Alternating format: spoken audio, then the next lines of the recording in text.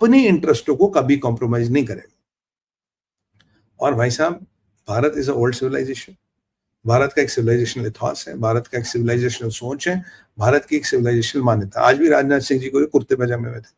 हमारा ड्रेस को हम सूट टाई लगा के गोरों की कॉपी नहीं करते, हमारा कुर्ते पैजामे में जाते हैं, बिल्कुल जहाँ खादी में पहनने वाले लोग हैं बिल्कुल वैसे जाएंगे। हम आपको कॉपी नहीं करेंगे, और हम ये भी नहीं अपेक्षा करते आप कॉपी करें। क्यों? हमारा एक सिविलाइजेशन है, वो सिविलाइजेशन इथॉस इतना बड़ा है। I don't have to look good bye wearing a suit and tie and a blazer, no. If I have to look good, I can even look good in this. I can look good in this. That is what Modi ji और राजनाथ जी ने और मोदी सरकार जब से एक नई चीज लगाई है। We are not aping West. We are not copying West. We are not copying your styles. We are not copying your attire. We are not copying your way of speaking. We are not even copying your looks. We are not copying your brands. हमें तुम क्या सोचते हो, क्या फर्क पड़ता है, वो नहीं फर्क पड़ता। ये आपको बताऊं, राजनाथ सिंह जी याद कीजिए, जब राफेल आए थे इन्होंने शस्त्र पूजा की थी। जब राजनाथ सिंह जी ने शस्त्र पूजा की थी, बहुत से लोगों को मिर्ची लगी थी, अरे ये शस्त्र पूजा क्यों कर दी। भाई राजनाथ सिंह जी जो है ये शस्त्र और शास्त्र दोनों के ज्ञाता है। मैं आपको बता रहा हूं, उन्हें शस्त्र और शास्त्र दोनों का ही ज्ञान आता है। और इसीलिए जो मोदी सरकार है ये कहीं ना कहीं सनातनी बिलीफ को, सनातनी इथॉस को मानती है। आप देखिए मोदी सरकार की डिप्लोमेसी में वो तीव्रता, वो धार और वो कहीं कहीं एक फियर्स कन्विक्शन मुझे दिखता है। एक फियर्स कन्विक्शन मुझे मोदी सरकार की डिप्लोमेसी में दिखता है, क्योंकि ये शास्त्र और शास्त्र का समन्वय है। राजनाथ सिंह जी शस्त्र और शास्त्र का समन्वय, शस्त्र पूजा भी करते हैं, शास्त्रों को भी जानते हैं, और शस्त्र और शास्त्र के समन्वय से जो निकलता वो होती है नीति, वो होती है हमारी नीति, वो होती है हमारा नया मैं क्या नया डॉक्ट्रिन। और भारत ने कहीं ना कहीं आप ये तो बोल ही दिया कि यार हमारी एक लिमिट है, इस लिमिट के आगे हम नहीं मानेंगे। जैसे पाकिस्तान को बोल दिया, अब की बार अटैक हुआ ना, ये कोई प्रॉक्सी वॉर नहीं होगी, ये फुल फ्लेजेड वॉर होगी। ये डोनाल्ड ट्रंप को भी बोल दिया मोदी जी ने, कह रहे देखो ट्रंप साहब ये मत कल को रोने आना कि इनको छोड़ दो, जिहादियों को, इनसे गलती हो गई, ये नॉन स्टेट एक्टर्स थे, ये हिजबुल के थे, ये इस जिहादी के थे, ये उस जिहादी के थे। अगर हम पे हमला हुआ, अगर हम पे हमला, हम सालों को घर में जाके मारेंगे। हम घर में जाके, ट्रंप आए कोई भी आए कोई फर्क नहीं पड़ता भाई साहब, ट्रंप हो कोई साहब हो, गोरे साहब हो, आप अपने घर में। बट अगर हमारे हितों का क्या हनन हुआ, we will go and hit you where it hurts. एक जियोपॉलिटिक्स में आप जो कल परसों से प्रकरण हुए, पाकिस्तान कहता रहा, मोदी जी बार बार कहते हैं मारेंगे मारेंगे मारेंगे। मोदी जी ने भी बोला, जयशंकर साहब ने भी बोला, अमित शाह जी भी बोले, अब राजनाथ जी भी बोले, मतलब सब लोग कह रहे हैं कि तुम्हें मारेंगे और देखो कब मारेंगे। इसे कहते हैं, what I called is, this is called as where you set the narrative in geopolitics, where you change your brand of politics, where you change your geopolitical image. आपकी geopolitical image बदल गई, आप वो geopolitical image आपकी पुरानी वाली नहीं है, जहां हाँ ठीक है देखते हैं करते हैं will retaliate, वो वाली geopolitics। आप एक अपनी छवि बनाना चाहते हो। मैं आपको पहले भी बोल चुका हूँ, एक बार मोसाड के चीफ से बोला, जो एक्स चीफ थे, 2-3 इससे पहले थे, तो एक रिपोर्टर जाता कहता sir we have come to know you are a killing machine, people talk to you as that you are a killing machine. वो कहता है it took us a lot of time energy and money to get that report, क्योंकि मोसाड अपनी वो image बनाना चाहता था।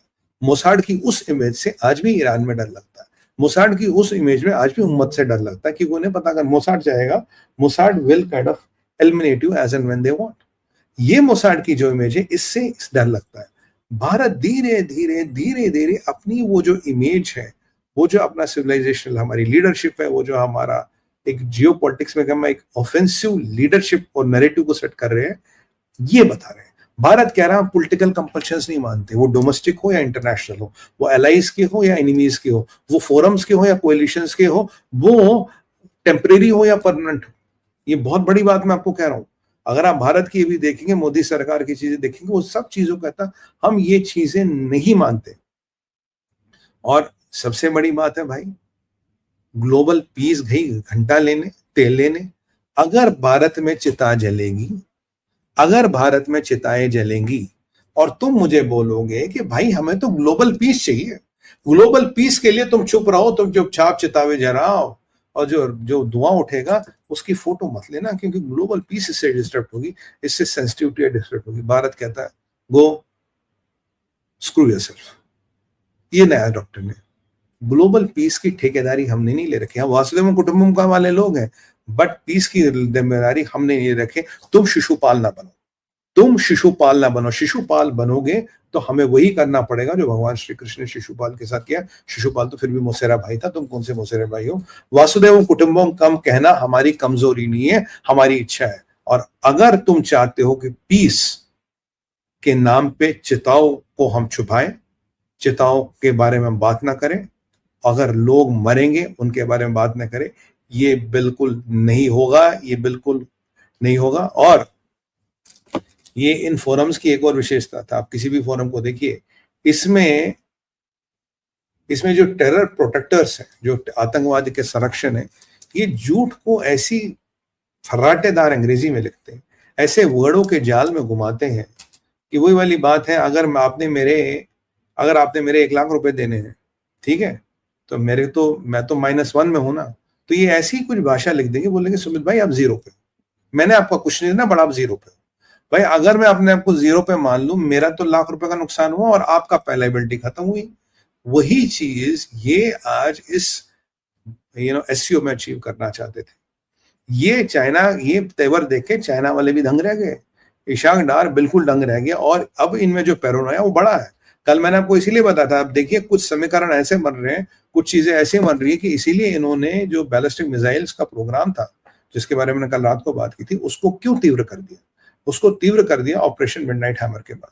Midnight hammer से इनको समझ आ गया कि कहीं भी एक समीकरण बनेगा, preventive strikes of the name of the day, Sindoor is the way of life, और Sindoor operation is still perpetuity, Sindoor operation कभी खत्म नहीं होगा, ना हुआ था। तो इस चीज से बचने के लिए, इन चीज के लफड़े में न पड़ने के लिए, इन्होंने अपने आईसीबीएम बनाने को चाइना से मदद लेके उनको यूएस तक ले जाने की कोशिश की, क्योंकि बात सीधी सी, अगर यूएस इजराइल का साथ दे सकता तो यूएस भारत का भी साथ दे सकता, इंटरेस्ट अगर म्यूचुअल है साथ देगा, तो तब ये किसके पास जाएंगे? चाइना देखो कभी इनके लिए नहीं लड़ेगा, चाइना कभी यूएस के सामने खड़ा नहीं होगा, रशिया और अमेरिका कभी आमने सामने खड़ा नहीं हो जाएंगे, दुनिया इधर की उधर हो जाए। इस डर को लेके तभी ये जो अमेरिका के इंटेलिजेंस के रडार में कैसे आई बात, अमेरिका के इंटेलिजेंस के पहले तो पता नहीं, सीडीसी पे बैन लगा चुके, उसमें बात कर चुके, पर ये जो इन्होंने अब फास्ट ट्रैकिंग शुरू कर दी, ये जो इन्होंने हवड़ा दपटी कर दी, इनके जो फैसिलिटीज में चीनी देखे गए, उसके बाद इन्हें लग रहा कि यार ये शाहीन वाइन को लेके उसका प्रोपल्शन सिस्टम वगैरह बदल के इसको आगे ले जा रहे हैं। तो okay, I thought it was my feet. तो वो लगा कि उनको लेके आगे ले जा रहे हैं। इसीलिए इन्होंने क्या किया, इसीलिए उन्होंने ये कल ये इंटेलिजेंस ने रिपोर्ट दी है। और अगर आप अमेरिकन इंटेलिजेंस की रिपोर्ट देखें, और जो अच्छी खबर ये है कि अमेरिकन इंटेलिजेंस और सीआईए कहता है ईरान की साइट्स का सब्सटेंशियल डैमेज हुआ। ये जो सीएनएन वाले आप प्रोपेगेंडा फैला रहे थे, जैसे हमारे वाले थे 5 रफेल गिर गए, वो वाले लोग ये एक ही ताली के चट्टे बट्टे हैं। इनको किसी न किसी तरह से गवर्नमेंट की अचीवमेंट्स को निगेट करना है, गवर्नमेंट के अचीवमेंट्स को खत्म करना। जो हमारा शस्त्र बल और सैन्य बल जो जान पे खेल के जो अचीवमेंट्स करता है, उनको खत्म करना। और सैनिक का बहावा खून हो या सिविलियन का बहावा खून हो, उसे ये बोलना नहीं in the interest of the global world peace, in the interest of the humanity, in the interest of the piece, in the interest of the brotherhood, in the interest of this that x Y Z L L L whatever baby B C C C C whatever. ये उसके चक्कर में इस कत्लो गारत को, उस बहते हुए खून को निगेट करते। खून नहीं बहा, पानी बहा, कोई फर्क नहीं पड़ता, आबादी बहुत है, फिर मरेंगे कुछ लोग, फिर बात करेंगे, वैसे भी अब की बार इतने मरे, वैसे भी इतने नहीं मरे, वैसे देखो पहले जो अटैक होता था इतने मरते थे, अब इतने मरते थे। ये चीज खत्म हो गई है, ये चीज खत्म हो गई है। और जो चाइना और पाकिस्तान मिलके कर रहा है, ये काम खत्म हो गया। और मैं आपको बताऊं, अगर ये एससीओ ऐसे ही चलता रहा, साहब 2-3 साल की बात है, एससीओ का सार्क हो जाना। लिख लीजिएगा आज डेट और टाइम के साथ, एससीओ का सार्क होना। जो सार्क के साथ हुआ ना, भारत निकल गया, सार्क खत्म। अगर यहाँ से एससीओ से भारत निकल गया, इनकी आधी हवा तो ऐसी निकल जाएगी। और अगर अल्टीमेटली रशिया निकल गया, तो ये चाइना का फेरी टेल थिएटर लगेगा, शी जिनपिंग का प्लेग्राउंड लगेगा, जो ये है और जो होना भी चाहिए। This is what this all is going to look like, and this is how this all is going to look like. Bharat का ये आक्रामक रुख आपको